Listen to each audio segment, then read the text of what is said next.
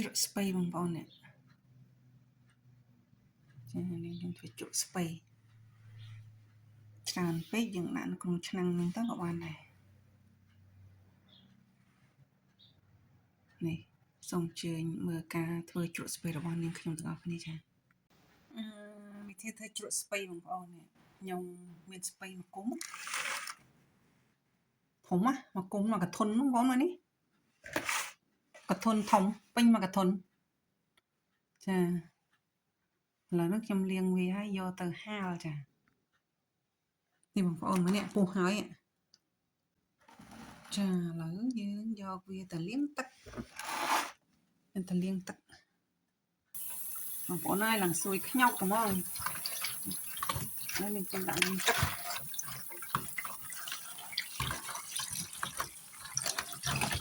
លាងទឹកស្អាតនេះស្រួយខ្ញប់មកពេលជ្រក់ទៅឆ្ងាញ់ណាបានតែខែត្រជាក់អញ្ចឹងបងប្អូនសបោនៅខាងខ្ញុំហើយប៉ុន្តែខ្ញុំបានទៅទិញខ្លួនឯងទេបងប្អូន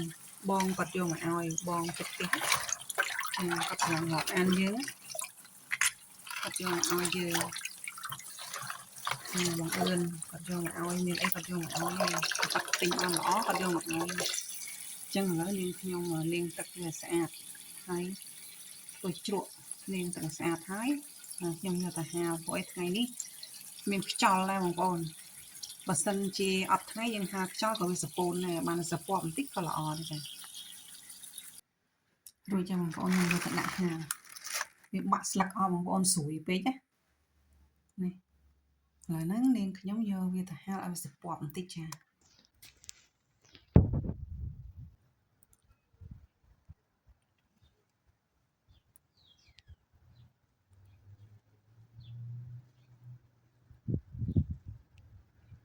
នេះខ្ញុំដាំទឹកដើម្បីធ្វើជ្រក់បងប្អូនក្នុងខ្ញុំដាក់អំបិលហើយបងប្អូនចាដាក់អំបិលហើយ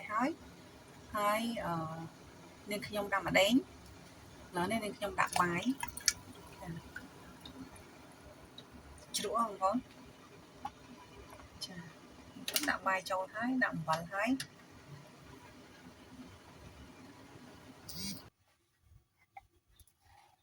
នេះខ្ញុំដាក់ស្ករសដាក់ប៉ុណ្្នឹងបានណាដាក់កុំឲ្យទៅវានេះទៅបងប្អូនកុំដាក់ឲ្យផ្អែមពេកចាប៉ុណ្្នឹងបានណាចាឥឡូវដាំមកពុះបាននាងខ្ញុំចាប់ផ្ដើមជ្រក់បន្តមកទៀតនាងខ្ញុំដាក់មើមខ្ទឹមយើងដំវាឲ្យបែកតិចណាបងប្អូន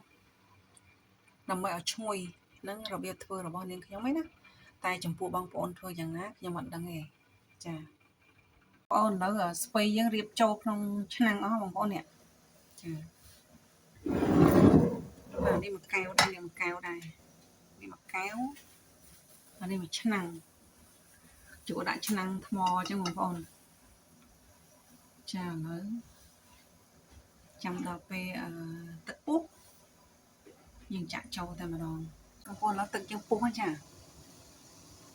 ពុះហើយបងប្អូនបិទភ្លើងទៅឥឡូវខ្ញុំបិទភ្លើងណាពុះហើយណាចាពុះប៉ុណ្្នឹងបានបងប្អូនយើងបិទភ្លើងក្រឹបទុកឲ្យវាស្រក់ឬថាចំហាយបន្តិចទៅចាំយើងចាក់ដាក់ចាក់មកអត់អីទេដល់ដែរចាក់ចូលមកនេះចាក់ទឹកក្តៅដាក់ម្ដេងដាក់ខ្ទឹមដាក់អំបិលដាក់ស្ករអញ្ចឹងបងប្អូនអស់អត់គ្រប់ទេនៅនោះមកកន្លទៀតនោះកន្លមកកន្លទៀតនោះអស់ហើយអញ្ចឹងអត់គ្រប់ទេដល់ដាំទៀតអញ្ចឹងចាប៉ុណ្ណឹងបងប្អូនរួចហើយយើងទុកឲ្យត្រជាក់ទៅហើយយើងគ្របវាទៅណារួចរាល់ហើយចាំមើលដល់ពេល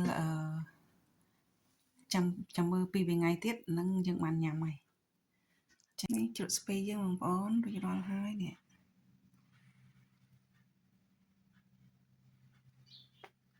ខ្ញុំដាក់ចាក់ចូលទៅទាំងអស់ចឹងដើម្បីវាឈ្ងុយ